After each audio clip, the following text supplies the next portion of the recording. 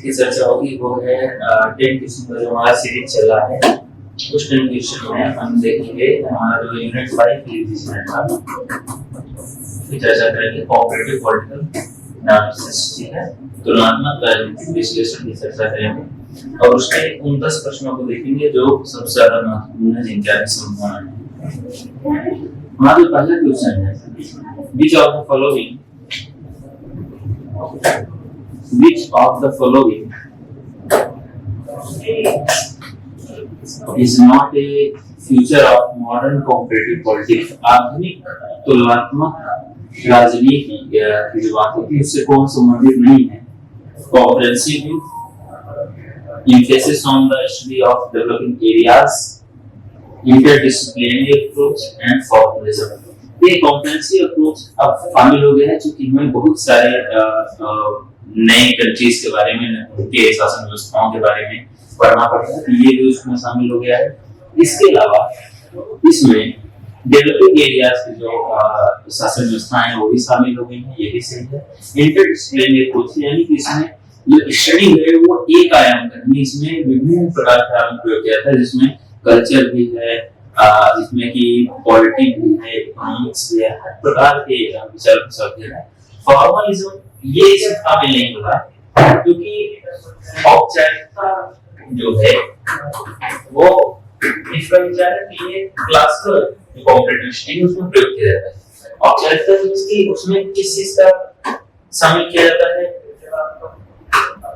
अध्ययन को उसमें जो है शामिल किया जाता है वो केवल फॉर्मल व्यवस्थाओं का, उसमें क्या है फॉर्मल ऑर्गेनाइजेशंस का होता है, ठीक है।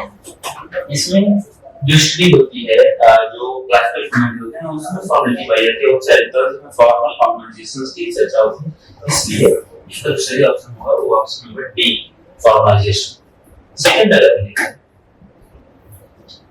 तो who said this politics is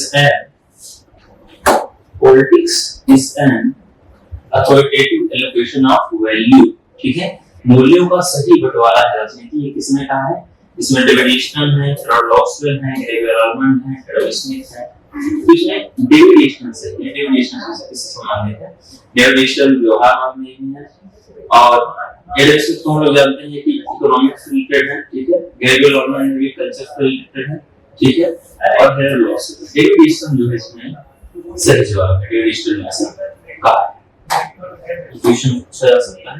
अब जो हमारा नेक्स्ट नंबर 3 क्वेश्चन है decentralization of power is associated with this idea, ठीक है, शक्ति का वितरण से संबंधित है। तो जो डेमोक्रेसी से unitary form of government, democracy and federalism, अगर हम विचार करें तो इसमें तो फॉर्मल नहीं हो सकता है क्योंकि इसमें क्या है सारे अधिकार एक ही व्यक्ति के पास है, तो एक ही प्रकार की सत्ता व्यवहार फॉर्मल होते हैं। और यूनिटी फॉर्म ऑफ गवर्नमेंट में फॉर्मल नहीं होता है, क्योंकि यूनिटी फॉर्म ऑफ गवर्नमेंट में क्या होता है कि जो प्रधान जो एक्टिविटी में सेम होती है, तो प्रधान जो पावर्स होते हैं सेम होते हैं, इसलिए इसमें नहीं होगा।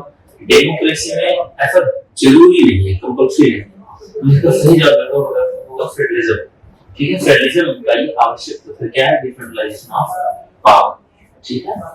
तो ये एक इंपॉर्टेंट क्वेश्चन है। जो हमारा क्वेश्चन नंबर 4 है वो है the politics of developing areas book किसने लिखी है, वो फेमस बुक है the politics of developing areas. तो ये जो पुस्तक है वो है रेवियल आर्मंड की पुस्तक है, ठीक है। इन्होंने डेवलपिंग एरियाज से संबंधित एक किताब लिखी, ठीक है। इसके अलावा इसमें टॉकविले है, डेविड ईस्टन है, एडिंगटन है, ठीक है। इसका सही जवाब ये ऑप्शन ए है। टॉकविले हमने एक पुस्तक डेमोक्रेसी इन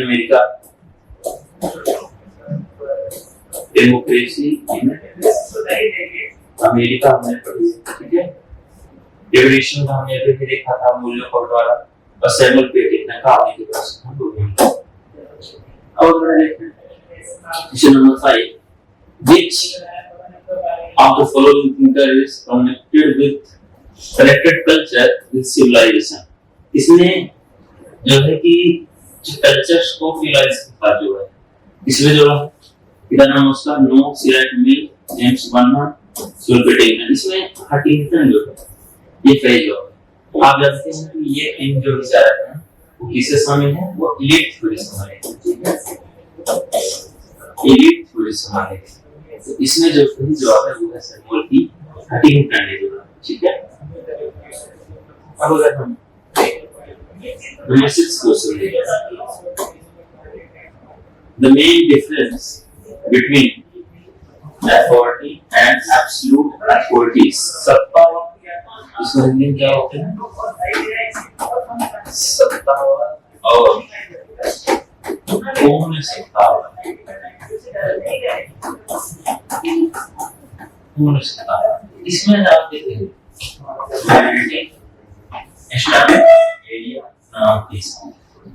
जब हम लोग सत्ता की बात करते हैं, पूर्ण सत्ता में खास प्रकार से शामिल होती है, वो ये है कि सत्ता की जो पावर्स होते हैं वो कहीं किसी निकलते हैं कॉन्स्टिट्यूशन से निकलते हैं, किससे निकलते हैं, लॉ से निकलते हैं, ठीक है, या तो किससे निकलते हैं, वो परंपराओं से निकलते हैं, ठीक है, वो परंपराओं से निकलते हैं।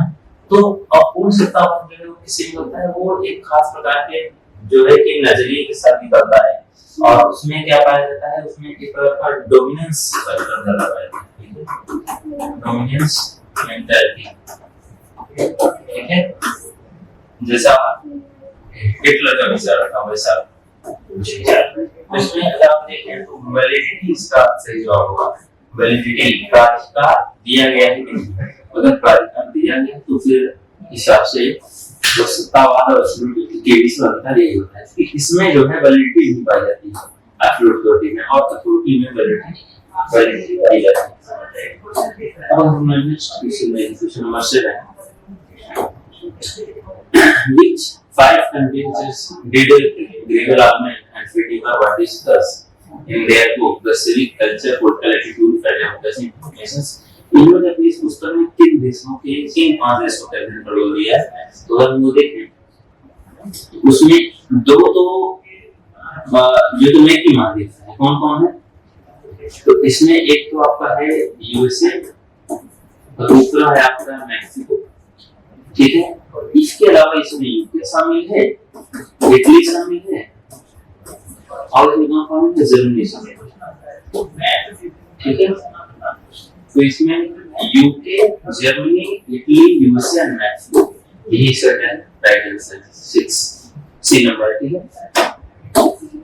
अब हम देखते हैं question number 8, who used the word bureaucracy first time, पहली बार bureaucracy का प्रश्न क्या, तो ये हम लोगों ने पब्लिक एडमिनिस्ट्रेशन का हम लोगों ने एक क्लास अगर किया हुआ आप लोगों ने तो वो देखा होगा कि ये विंसेंट डी गवर्नमेंट इन्होंने किया है, ठीक है, इन्होंने, तो ये इसमें जो है राइट आंसर। हम क्वेश्चन नंबर 9 के बारे में बात करते हैं।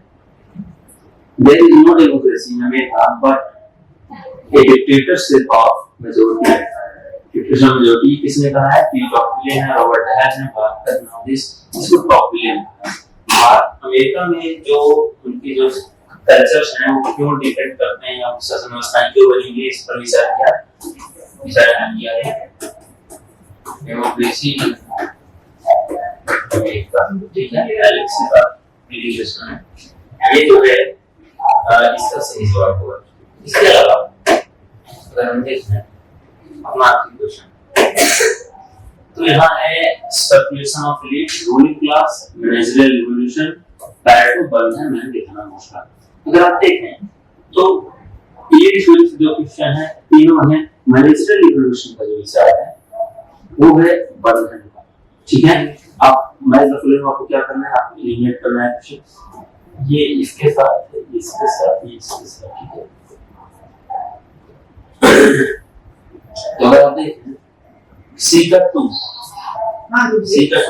यहाँ से यहाँ, ठीक है, और अच्छा इसमें ये सेम हो गया है, पूरी क्लास जाएगा तो उसका क्रिएशन ऑफ एलीट जाएगा पैरेटो के साथ, ठीक है। तो ये ऑप्शन सी और डी इसमें दोनों सही है, ठीक है। तो ये जो है इंपॉर्टेंट है कि आप मैथ का फॉलो, क्योंकि ये क्वेश्चन तो कई बार आते हैं मैथ का फॉलो में, ये थ्योरी क्वेश्चन जरूर आते हैं, तो आप जरूर पढ़ते जाएं, creation of elite, ruling class, managerial revolution, ठीक है। तो ये इम्पोर्टेंट है। और ये आपका आंसर। तो इन चीजों को आप देखते रहे, ठीक है। और क्वेश्चन डिफरेंशियल इससे तो बेस में जो है परीक्षा में प्रश्न पूछे जा सकते हैं, तो आप इसको देखते हैं, पढ़ते हैं।